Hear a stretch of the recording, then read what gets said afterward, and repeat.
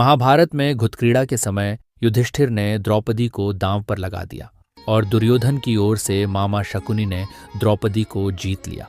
उस समय दुशासन द्रौपदी को बालों से पकड़कर घसीटते हुए सभा में ले आया।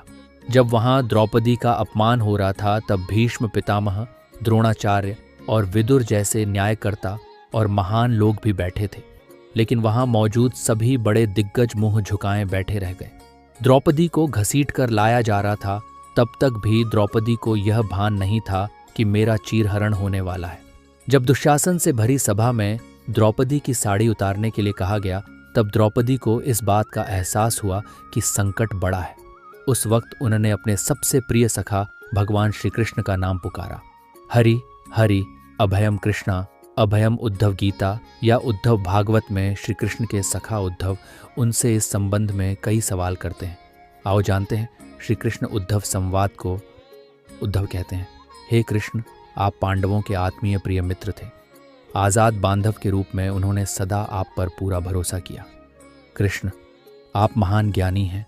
आप भूत, वर्तमान व भविष्य के ज्ञाता हैं, किंतु आपने सच्चे मित्र की जो परिभाषा दी है, क्या आपको नहीं लगता कि आपने उस परिभाषा के अनुसार का नहीं किया? आपने धर्मराज युधिष्ठिर को द्यूत, जुआ खेलने से रोका क्यों नहीं? चलो ठीक है कि आपने उन्हें नहीं रोका, लेकिन आपने भाग्य को भी धर्मराज के पक्ष में भी नहीं मोड़ा। आप चाहते तो युधिष्ठिर जीत सकते थे। आप कम से कम उन्हें धन, राज्य और यहाँ तक कि खुद को हारने के बाद तो रोक सकते थे। उसके बाद जब उन्होंने अपने भाइयों को दांव पर लगाना शुरू किया, तब तो आप सभा कक्ष में पहुंच सकते थे। आपने वह भी नहीं किया। उसके बाद जब दुर्योधन ने पांडवों को सदैव अच्छी किस्मत वाला बताते हुए द्रौपदी जितने को दांव पर लगाने को प्रेरित किया और जीतने पर हारा हुआ सब कुछ वापस कर देने का लालच दिया, कम से कम तब तो आप हस्तक्षेप कर ही सकते थे। अपनी दिव्य शक्ति के द्वारा आप पान से धर्मराज के अनुकूल कर सकते थे।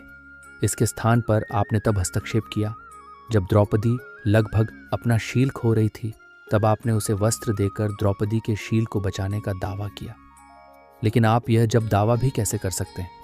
उसे एक आदमी घसीट कर सभा में लाता है और इतने सारे लोगों के सामने निर्वस्त्र करने के लिए छोड़ देता है। एक महिला का शील क्या बचा? आपने क्या बचाया? अगर आपने संकट के समय में अपनों की सहायता नहीं की तो आपको आपात बांधव कैसे कहा जा सकता है? बताइए, आपने संकट के समय में सहायता नहीं की तो क्या फायदा? क्या यही धर्म है? इन प्रश्नों को पूछते पूछते उद्धव का गला रुंध गया और उनकी आंखों से आंसू बहने लगे। भगवान श्री कृष्ण मुस्कुराते हुए बोले, प्रिय उद्धव, ये सृष्टि का नियम है कि विवेकवान ही जीतता है। उस समय दुर्योधन के पास विवेक था, धर्मराज के पास नहीं। यही कारण रहा कि धर्मराज पराजित हुए। उद्धव को हैरान परेशान देखकर कृष्ण जी आगे बोले, दुर्योधन के पास जुआ खेलने के लिए पैसा और धन तो बहुत था, लेकिन उसे पासों का खेल खेलना नहीं आता था।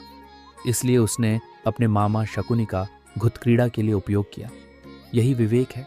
धर्मराज भी इसी प्रकार सोच सकते थे और अपने चचेरे भाई से पेशकश कर सकते थे कि उनकी तरफ से मैं खेलूंगा। जरा विचार करो कि अगर शकुनी और मैं खेलते तो कौन जीतता? पासे के अंक उसके अनुसार आते या मेरे अनुसार? चलो इस बात को जाने दो। उन्होंने मुझे खेल में शामिल नहीं किया, इस बात के लिए उन्हें क्षमा किया जा सकता है। लेकिन उन्होंने विवेक शून्यता से एक और बड़ी गलती की, और वह यह कि उन्होंने मुझसे प्रार्थना की कि मैं तब तक सभा कक्ष में ना आऊं जब तक कि मुझे बुलाया ना जाए, क्योंकि वे अपने दुर्भाग्य से खेल मुझसे छुपकर खेलना चाहते थे। वे नहीं चाहते थे मुझे मालूम पड़े कि वह जुआ खेल रहे हैं। इस प्रकार उन्होंने मुझे अपनी प्रार्थना से बांध दिया। मुझे सभा कक्ष में आने की अनुमति नहीं थी। इसके बाद भी मैं कक्ष के बाहर इंतजार कर रहा था कि कब कोई मुझे बुलाता है। भीम, अर्जुन, नकुल और सहदेव सब मुझे भूल गए, बस अपने भाग्य और दुर्योधन को कोसते रहे। अपने भाई के आदेश पर जब दुशासन द्रौपदी को बाल पकड़कर घसीटता हुआ सभा कक्ष में लाया, द्रौपदी अपनी समर्थ के अनुसार झूंझती रही। तब भी उसने मुझे नहीं पुकारा। उसकी बुद्धि तब जागृत हुई जब दुशासन ने उसे निर्वस्त्र करना प्रारंभ किया।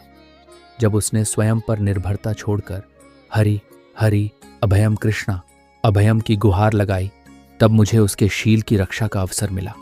जैसे ही मुझे पुकारा गया, मैं अविलंब पहुंच गया। अब इस स्थिति में मेरी गलती बताओ।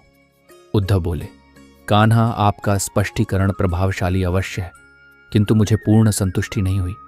क्या मैं एक और प्रश्न पूछ सकता हूं? कृष्ण की अनुमति से उद्धव ने पूछा। इसका अर्थ यह हुआ कि आप तभी आओगे जब आपको बुलाया जाएगा?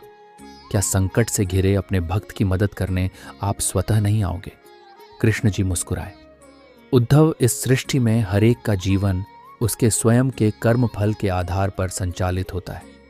न तो मैं इसे चलाता हूं और न ही इसमें कोई हस्तक्षेप करता हूं। मैं केवल एक साक्षी हूं।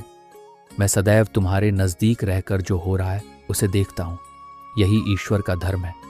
उलाहना देते हुए उद्धव ने पूछा, वाह वाह, बहुत अच्छा कृष्ण। तो इसका अर्थ ये हुआ कि आप हमारे समीप खड़े रहकर हमारे सभी दुष्कर्मों का निरीक्षण करते रहेंगे। हम पाप पर पाप करते रहेंगे और आप हमें साक्षी बनकर देखते रहेंगे। आप क्या चाहते हैं कि हम भूल करते रहें, पाप की गठरी बांधते रहें और उसका फल भुगतते रहें? तब कृष्ण जी बोले, उद्धव, तुम शब्दों के गहरे अर्थ को समझो। जब तुम समझकर अनुभव कर लोगे कि मैं तुम्हारे समीप साक्षी के रूप में हर पल हूं, तो क्या तुम कुछ भी गलत या बुरा कर सकोगे? तुम निश्चित रूप से कुछ भी बुरा नहीं कर सकोगे। जब तुम यह भूल जाते हो और यह समझने लगते हो कि मुझसे छुपकर कुछ भी कर सकते हो, तभी तुम कठिनाइयों में फंसते हो। धर्मराज का अज्ञान यह था कि उसने माना कि वह मेरी जानकारी के बिना जुआ खेल सकता है। अगर उसने यह समझ लिया होता कि मैं प्रत्येक के साथ हर समय साक्षी रूप में उपस्थित हूं, तो क्या खेल का रूप कुछ और नहीं होता? उद्धव मंत्र मुग्ध हो गए और बोले, प्रभु, कितना गहरा दर्शन है, कितना महान सत्य। प्रार्थना और पूजा पाठ से ईश्वर को अपनी मदद के लिए बुलाना तो महज हमारी परभावना है, किंतु जैसे ही हम यह विश्वास करना शुरू करते हैं कि ईश्वर के बिना पत्ता भी नहीं हिलता, तब हमें साक्षी के रूप में उनकी उपस्थिति महसूस होने लगती है। गड़बड़ तब होती है जब हम इसे भूलकर सांसारिकता में डूब जाते हैं।